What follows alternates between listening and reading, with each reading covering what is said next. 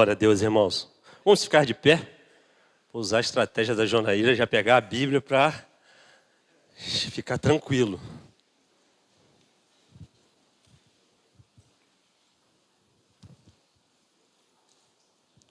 Levítico, capítulo 19.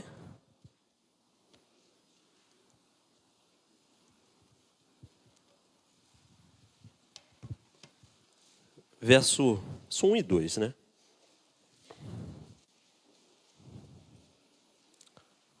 Amém? Diz assim a palavra do Senhor. Disse o Senhor a Moisés: fala a toda a congregação dos filhos de Israel e dize-lhes: santos serei, porque eu, o Senhor, vosso Deus, sou santo. Amém? Senhor, abençoa, Senhor, a tua igreja. Nós pedimos, Senhor, em nome de Jesus. Amém. Vamos se assentar, irmãos. Irmãos, conversávamos, né, no gabinete antes de virmos para cá. Eu nunca vi uma igreja que faz conferência para a escola bíblica. Nós somos gratos a Deus porque a nossa igreja, eu vejo um avivamento acontecendo no meio da nossa igreja. Salas lotadas, querendo estudar com sede da palavra de Deus. Isso é uma bênção, meus irmãos. Isso introduz um pouco da mensagem que nós vamos falar hoje, a igreja tolerante. Quando a gente fala de igreja tolerante, é uma igreja que não apenas tolera pessoas, mas tolera também pecados. E eu creio que uma igreja que conhece a palavra de Deus, a palavra do Senhor, ela não tolera, ela confronta os pecados, confronta pecados. E introduzindo, pode passar o primeiro slide, eu quero fazer uma analogia. Assim, nosso corpo, ele tem aproximadamente de 20 a 25 mil genes no nosso DNA. E do ponto de vista biológico, os genes eles determinam as características particulares de cada organismo, né? A cor dos nossos olhos, nossa altura e até mesmo a propensão para certas doenças, né? Isso são exemplos de como somos tecidos nos detalhes celulares no que diz respeito ao aspecto físico. Assim também, de forma análoga, assim também é a constituição genética de uma igreja. Meus irmãos, as nossas crenças, os nossos princípios, compromissos que costumam direcionar e determinar a existência espiritual de uma igreja na sua dinâmica como comunidade e com os seus impactos sobre o mundo, eles estão fundamentados na palavra de Deus. Na verdade da palavra de Deus. Se a palavra de Deus, se todas essas crenças e princípios não forem fundamentados na palavra de Deus, provavelmente a igreja vai ser uma igreja, como disse o bispo, fracassada, essa igreja tolerante. A Bíblia, meus irmãos, por assim dizer, a Bíblia é a medula óssea da igreja. É o tutano da igreja. Eu, quando era pequeno, e tem coisa que a gente lembra, nos 8, 9 anos, meu pai comprava um mocotó e falava: olha, hoje a gente vai fazer um mocotó para ficar forte, fazia 5 músculos. Eu nem de mocotó gostava, mas eu comia aquilo, queria ficar forte. Falei: se você comer mocotó, você vai ficar forte. Eu comia mocotó e nem gostava. Hoje em dia, se os irmãos quiserem fazer um mocotó e me convidar, você pode ter certeza que eu estou gostando demais. E hoje não é nem para ficar forte não, porque meus botões que o digam, estou bem forte. Então, meus irmãos, brincadeira à parte, a Bíblia é a medula óssea da igreja. Porém, a Bíblia sempre sofreu ataques, sempre sofreu. Tentativas de desacreditá-la, de aboli-la. Alguns países, eles não permitem a entrada da Bíblia. Cazaquistão, Paquistão, Maldivas, enfim, Coreia do Norte, muitos não permitem a entrada da Bíblia. Né? Exemplares foram queimados, foi considerada perigosa, a Bíblia foi considerada obsoleta, a Bíblia foi considerada desnecessária. E a quem é firme hoje, nos nossos dias, que a Bíblia precisa ser atualizada, meus irmãos. Olha o tamanho do problema. Olha o tamanho do problema. Agora, existe uma doença genética, né, em algumas igrejas chamada relativismo bíblico. Estão relativizando a palavra de Deus. Deixa eu definir o que é relativismo para você. Queria ter a serenidade da Jonaíra para falar aqui, a tranquilidade. Relativismo bíblico, meus irmãos, como o nome mesmo já propõe, prega que nada é absoluto, tudo é relativo, né? A máxima do relativismo é que não existe verdade absoluta. O que é verdade para você não é verdade para mim. Dependendo da época e o lugar, não é verdade. O relativismo, assim como o hedonismo, ele se originou a partir do epicurismo, um ramo filosófico, né, da filosofia grega que prega que o sentido da vida do homem é a busca pelo prazer. A busca pelo prazer traz libertação do medo. E baseado nisso, a função número 1 do relativismo é tornar-se uma via de regra exatamente para quebrar regras. Exatamente para quebrar padrões e valores absolutos. E é para isso que serve o relativismo. Meus irmãos, os fundamentos têm sido destruídos. O salmista já dizia isso lá no Salmo 11. Meus irmãos, se os fundamentos eles foram destruídos, a conduta também será. Meus irmãos, se a teologia bíblica, se a Bíblia não é mais a verdade absoluta de Deus, meus irmãos, o comportamento também, ele é corrompido. Meus irmãos, a palavra de Deus, ela é absoluta, visto que o nosso Deus é absoluto, amém? Nosso Deus é absoluto. A palavra de Deus diz, não terá outros deuses diante de mim, não tem como relativizar isso. A palavra de Deus diz, olha, não adulterarás, adultério é adultério aqui, em qualquer lugar, em qualquer instância. A palavra de Deus, amará o teu próximo como a ti mesmo, é para amar, não tem como a gente relativizar isso.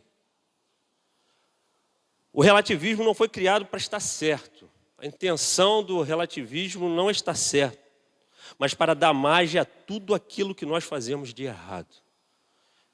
Criou-se libertinos dentro da igreja, criaram um Deus fraco, como Jonaíra acabou de falar, criaram um Deus fraco, que está sujeito à vontade humana. Salmo 50, Deus ele fala, olha, eu não sou um como vocês. Um Deus que quer que o homem seja feliz independente da sua vida, da sua conduta moral. Um Deus, meus irmãos, que foi desfigurado. Um Deus que teve a sua santidade, se eu posso dizer assim, amputada. Meus irmãos criaram um Deus para eles. Se mudaram a Bíblia, mudaram Deus, criaram um Deus para eles. Amputaram os atributos de Deus, valorizaram o amor de Deus e amputaram a santidade de Deus. Augusto Nicodemo diz que a ética dos libertinos é governada pelo conceito de que o amor e a graça de Deus nos permite a viver do jeito que nós quisermos. Não importa a forma que nós estamos vivendo, o importante é ser feliz. O importante é estar bem, o importante é ser feliz, independente do pecado. E com isso, meus irmãos, todos os pecados, pode passar, irmão, todos os pecados são lançados no amor de Deus. Se a Bíblia ela é alterada, o nosso Deus é alterado. E se pode fazer de tudo, porque Deus não está nem aí para isso, por causa do amor dele. Por causa do amor dele. Meus irmãos, pode passar, por favor. O poder, diz esse autor, aprendi isso com o Zé Pedro, cadê ele? Esse autor, não vou tentar falar o nome desse autor de jeito nenhum. Esse autor aí diz que, é um teólogo, o poder é a mão ou o braço de Deus. A onisciência, os seus olhos. A misericórdia, as suas entranhas. A eternidade é a sua duração. Mas a santidade é a beleza de Deus, amém? A santidade é a beleza de Deus. O que torna, meus irmãos, o nosso Deus adorável é a sua santidade. O salmista diz: adorai o Senhor na beleza da sua santidade. Na beleza da sua santidade. A W. Pink vai dizer que a santidade de Deus é um atributo, não sei se eu posso dizer que está correto, está acima dos outros, e é a santidade de Deus que traz a beleza para todos os atributos de Deus. Por exemplo, o poder de Deus, se não fosse um poder santo, você imagina se entrasse a maldade no poder de Deus, você imagina um Deus com poder adulterado, um Deus que a maldade entrou. O que traz beleza a todos os atributos de Deus é a santidade de Deus, que traz contorno, que traz beleza, meus irmãos. A Bíblia diz que Isaías, meus irmãos, ele viu o Senhor assentado no seu alto e sublime trono. As suas vestes enchiam o templo, serafins voavam e clamavam, dizendo uns aos outros: Santo, Santo, Santo é o Senhor, toda a terra está cheia da sua glória. O limiar do templo estremeceu com a voz que clamava, e ali o templo, a casa se encheu de fumaça. E ele falou: eu estou perdido, Senhor, eu estou perdido. Eu sou um homem pecador, um homem de lábios impuros, que habito no meio de um povo de impuros lábios, Senhor. Eu vou morrer. Meus irmãos, o nosso Deus é um Deus santo. Abacuque diz que os teus olhos são tão puros que eles não suportam ver o mal, não podem tolerar a maldade. Não pode tolerar a maldade. Meus irmãos, o profeta Obadias, trazendo o recado de Deus, diz que de todas as famílias da terra, ó tu, Israel, você foi escolhido. De todas as famílias da terra, eu te escolhi. Eu te escolhi. Mas, meus irmãos, quando nós olhamos, e eu quero abrir o texto, eu quero falar no texto, quando nós olhamos para o profeta Jeremias, ele falando em Lamentações, nós vemos que o povo de Deus que foi liberto da escravidão do Egito, um povo que foi conduzido por Deus no deserto, um povo que entrou na terra prometida. Deus deu reis, Deus deu sacerdote, deu profeta, Deus deu templo, Deus veio habitar no meio do seu povo, meus irmãos. Esse é o nosso Deus. Só que esse povo, ele pecou duramente contra a santidade de Deus. O povo começou a transitar com muita facilidade entre o santo e o profano. Você pode abrir sua Bíblia comigo? Lamentações, capítulo 2.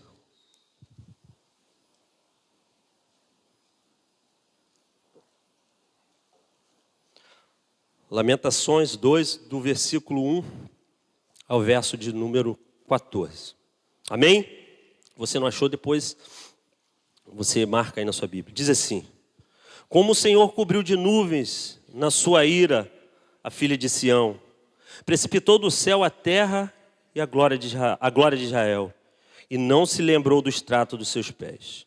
No dia da sua ira, devorou o Senhor todas as moradas de Jacó, e não se apiedou. Derrubou no seu furor as fortalezas da filha de Judá. Lançou por terra e profanou o reino e seus príncipes. No teu furor da sua ira, cortou toda a força de Israel e retirou a sua destra de diante do inimigo. E ardeu contra Jacó com labareda de fogo, que tudo se consome em redor.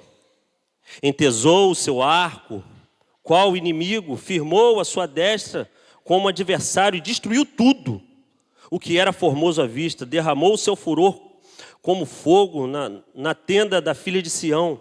Tornou-se o Senhor como inimigo, devorando Israel. Devorou todos os seus palácios, destruiu suas fortalezas, mutilou a filha de Judá. O pranto e a lamentação demoliu com violência o seu tabernáculo, como se fosse uma horta, destruiu o lugar da congregação. O Senhor em Sião pôs-se em esquecimento as festas e o sábado, e na indignação da sua ira rejeitou com desprezo o rei, o sacerdote. Rejeitou o Senhor o seu altar e detestou o santuário.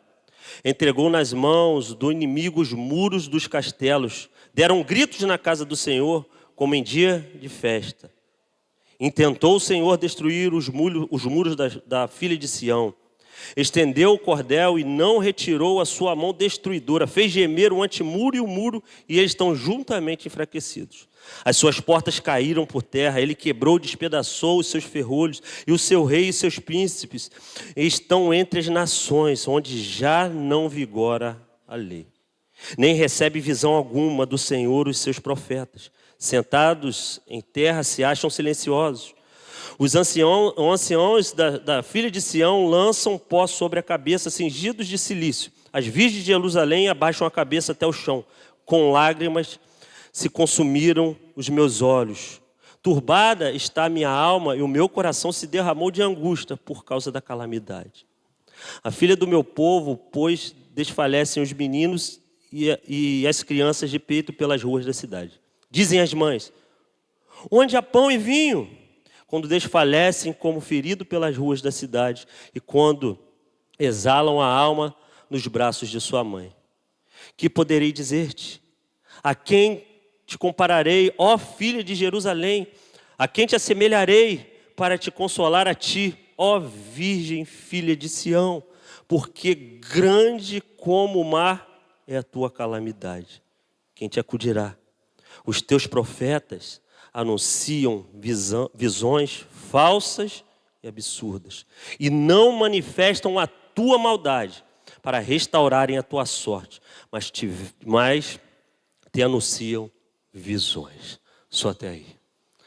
Meus irmãos, o povo, nós lemos aí a ira de Deus que veio sobre um povo que rejeitou, ou esqueceu, ou relativizou a palavra de Deus. Eles começaram a transitar com muita facilidade entre o santo e o profano, e Deus se irou.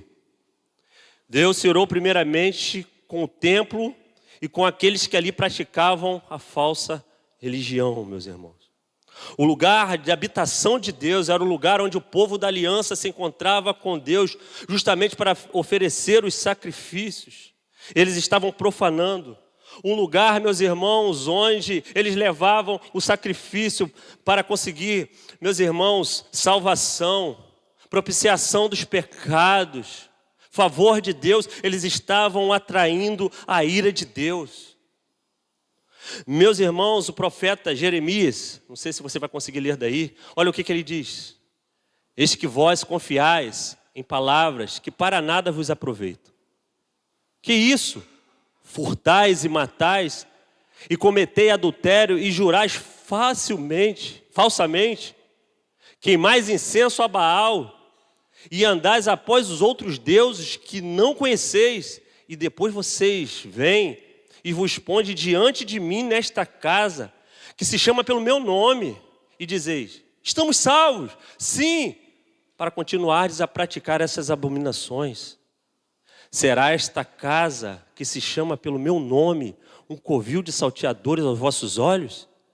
Eis que eu mesmo, vi isto, diz o Senhor. Meus irmãos, o povo ele se perdeu. Esse era um povo, essa era uma igreja que estava sendo tolerante. Estavam tolerando todo tipo de pecado e transitando muito fácil. Jeremias diz que eles estavam furtando, matando, cometendo adultério, todo tipo de mal, jurando facilmente, queimando incenso a Baal, idolatrando, meus irmãos, e querendo adorar a Deus. Deus se irou, Deus rejeitou o templo e aqueles que praticavam a falsa religião.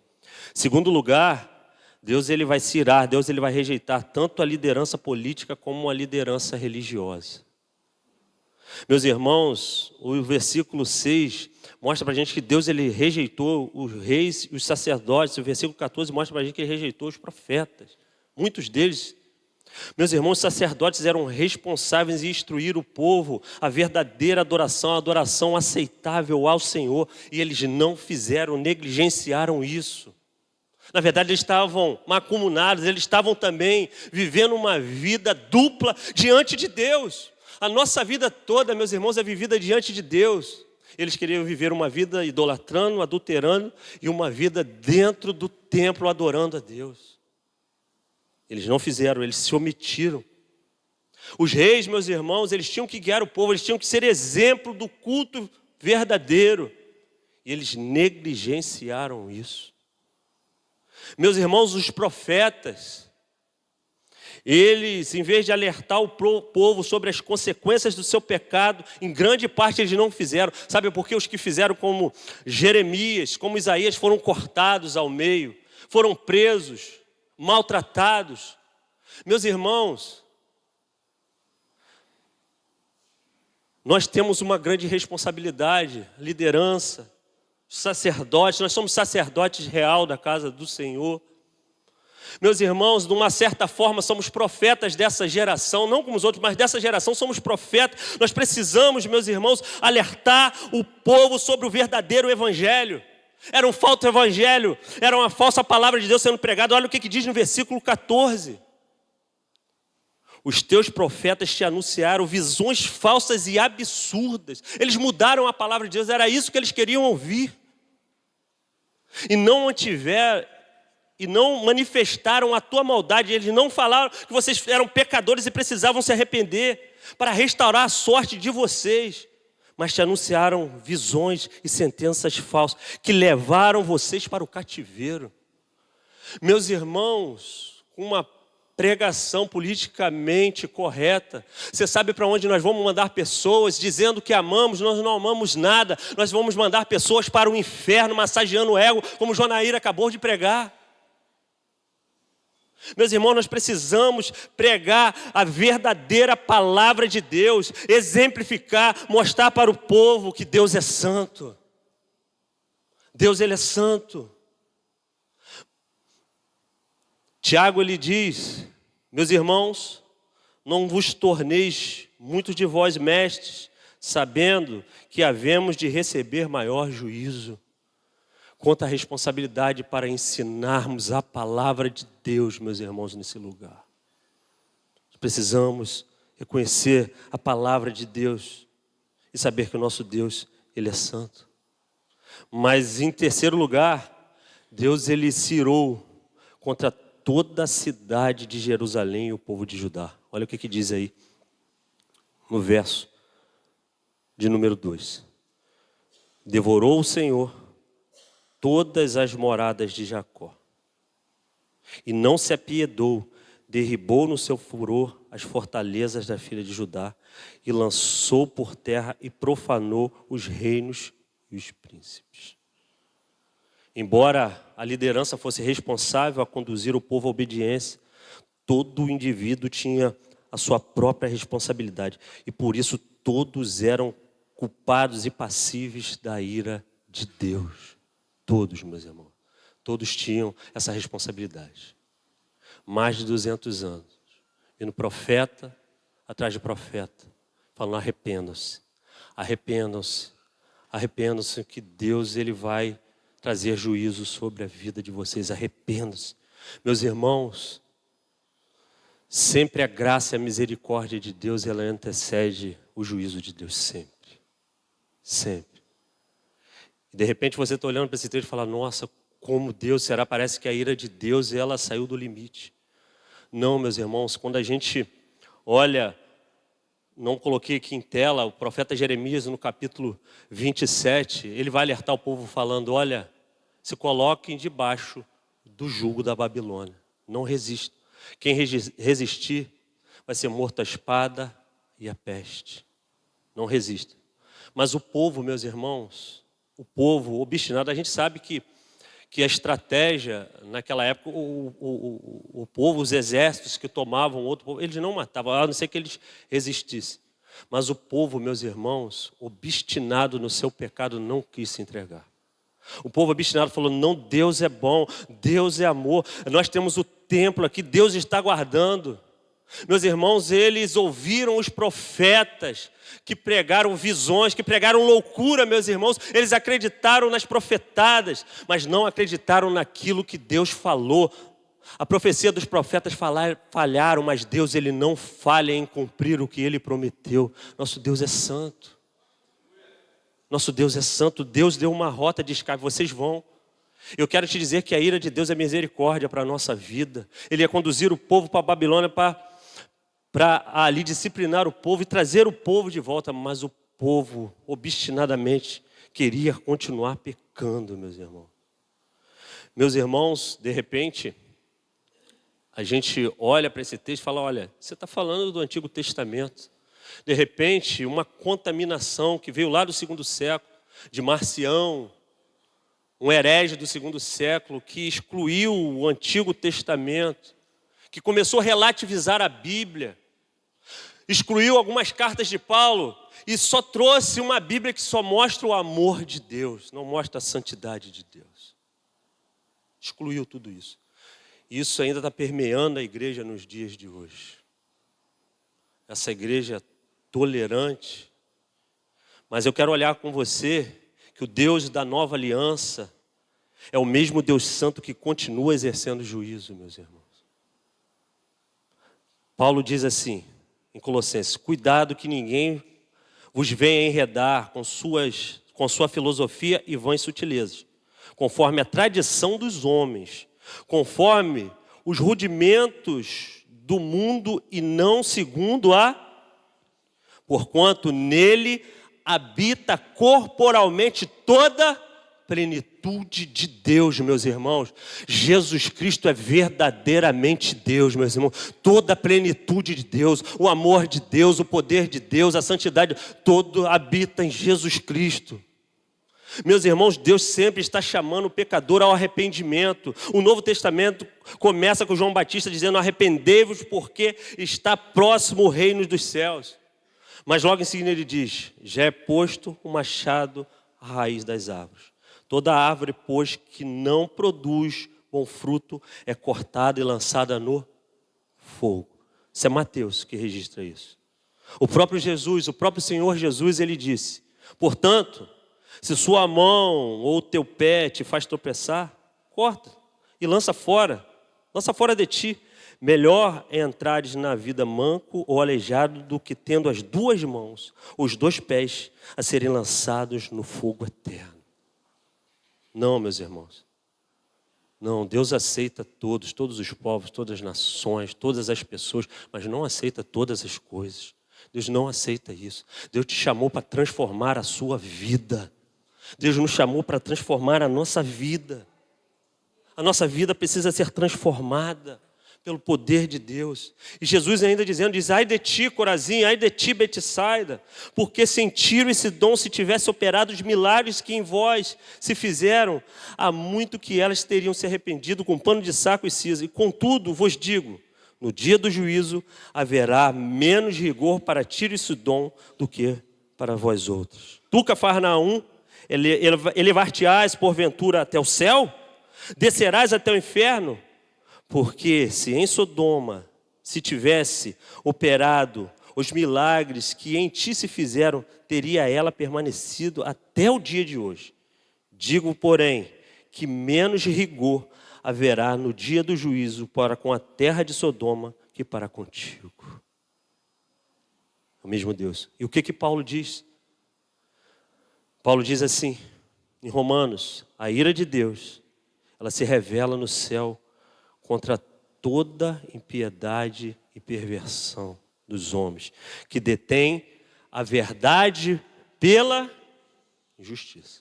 Aqueles que alteram a palavra de Deus. E quando Paulo, você lê Romanos, ele continua dizendo, a Bíblia diz que Deus entregou a eles a seus próprios desejos. Eu acho que essa é a pior ira de Deus. A ira que Deus abandona. Quando Deus nos abandona a desfrutar dos nossos próprios desejos. Que o Senhor tenha misericórdia de nós, meus irmãos. O Senhor tenha misericórdia de mim. Que Deus não nos abandone. Hebreus. O que Hebreus diz para nós?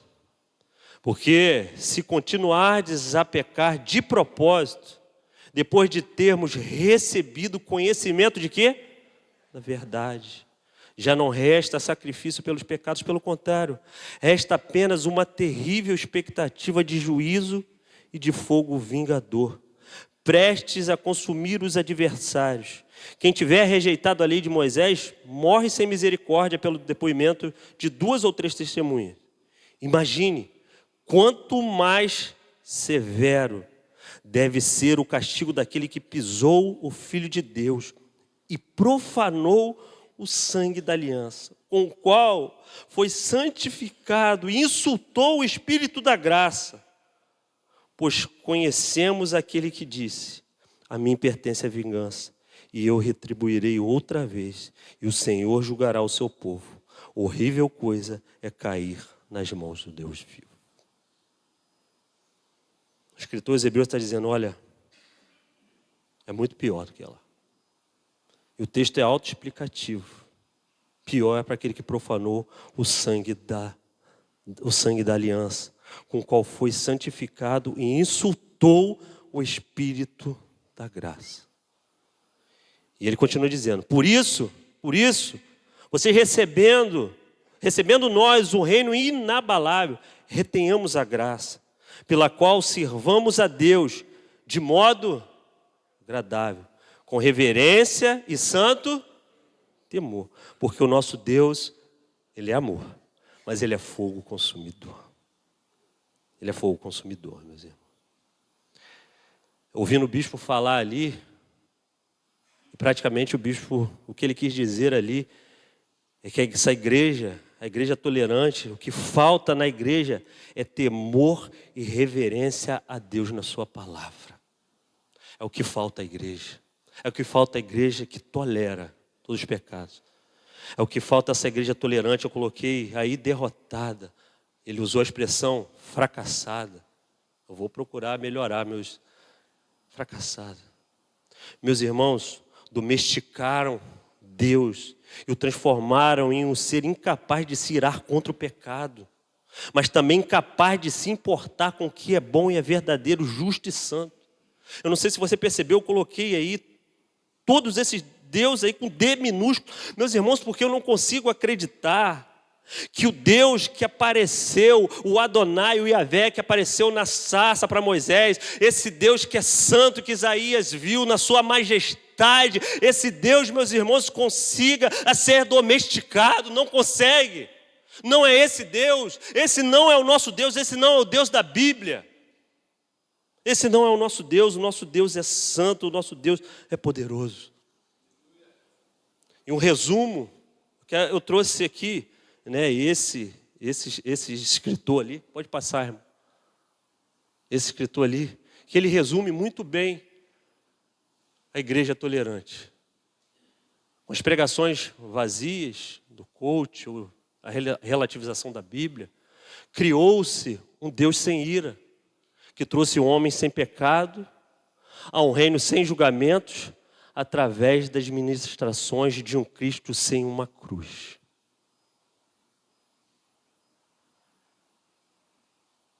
Banalizaram o amor de Deus.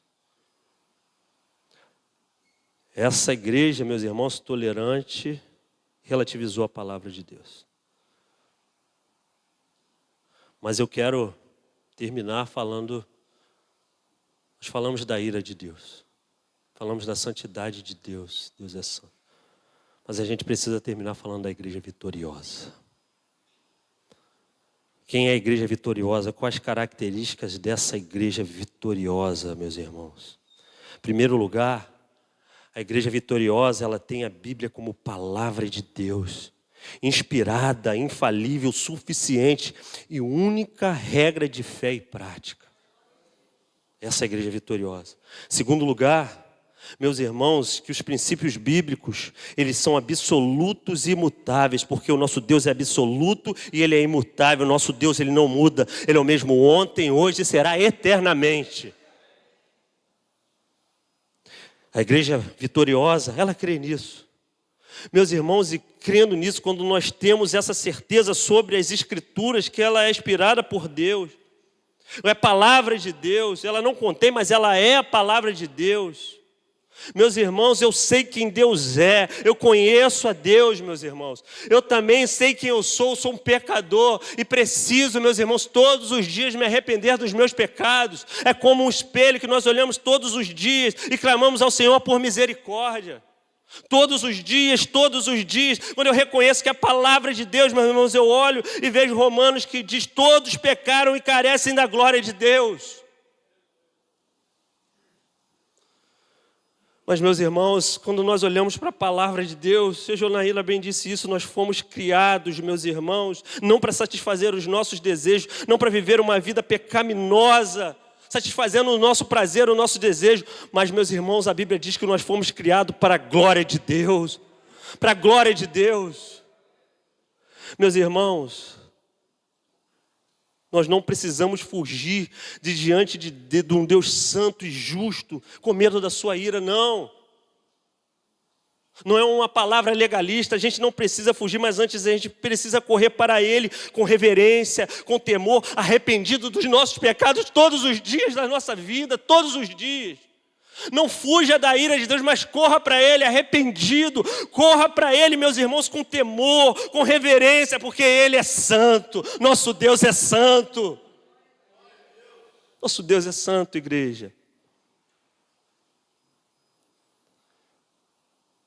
Nós precisamos, meus irmãos, correr para Ele e se achegar a Ele revestidos de Cristo Jesus, que satisfez toda a ira de Deus por causa de misericórdia, por causa da misericórdia que Ele teve por nós. Primeiro para a glória de Deus, como foi dito aqui, mas por misericórdia de nós também. Estávamos mortos nos nossos delitos e pecados. E agora, meus irmãos, nós não podemos chegar diante de Deus de qualquer maneira.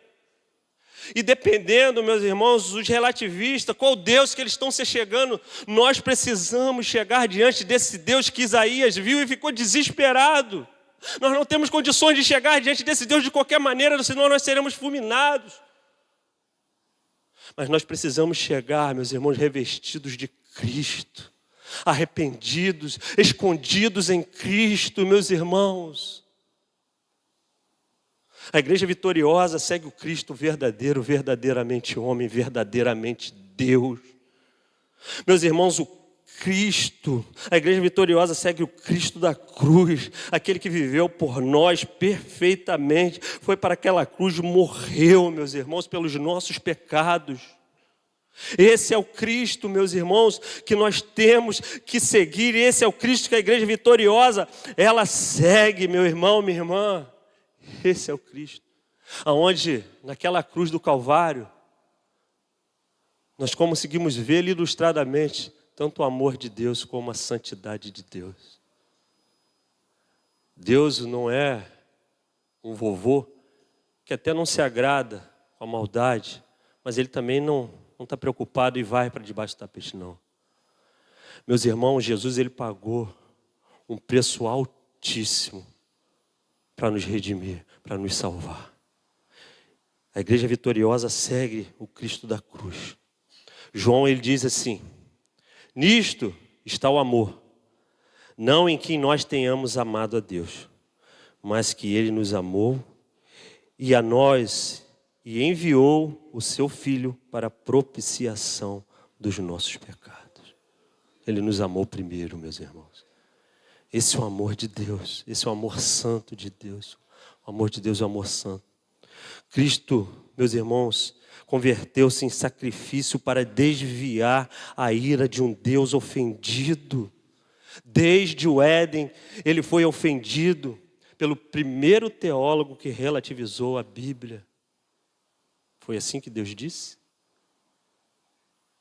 Meus irmãos, Deus é um Deus que está longe de perdoar os nossos pecados com uma tolerância benigna. Deus, meus irmãos, deu o seu Filho como oferta pelo pecado para satisfazer a sua própria ira e justiça na salvação dos pecadores. Esse é o nosso Deus. Meus irmãos, este é o coração do Evangelho. Meus irmãos, Deus manifesta o seu amor de uma forma que confirma a sua santidade, justiça e misericórdia. Esse é o nosso Deus.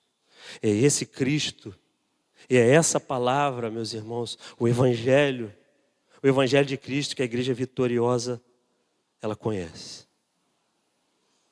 A igreja vitoriosa, ela não banaliza o amor de Deus, pois sabe que o amor de Deus é um amor santo. Ela sabe que o amor de Deus é um amor santo. E o propósito da igreja, meus irmãos, a igreja tem um propósito de se parecer com Cristo. Nós lemos Levítico, nós vamos ler João. Ele diz, sede santos porque eu sou santo. O maior propósito da igreja é se parecer com o Senhor. O maior propósito da igreja é ser santo. Paulo diz, aquele que começou a boa obra é fiel para cumprir até a vinda do nosso Senhor Jesus Cristo. A nossa igreja, meus irmãos, que nós sejamos essa igreja vitoriosa, com esse propósito de se parecer com Cristo e ser santo como Ele é. No poder do Espírito Santo, Ele está trabalhando na nossa vida em nome de Jesus. Essa é a igreja vitoriosa. Amém? Vamos ficar de pé.